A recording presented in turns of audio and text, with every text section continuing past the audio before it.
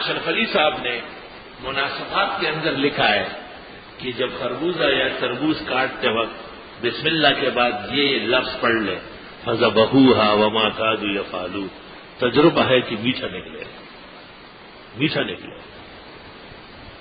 میں خربوزے کاٹ رہا تھا اور پی کے نکل رہے تھے، ایک عوام آیا میرے ساتھ بیٹھ گیا کہ پی کے نکل رہے، میں نے کہا کم مولانا اشرف علی صاحب نے جو کلمہ بتایا وہ پڑھو نا۔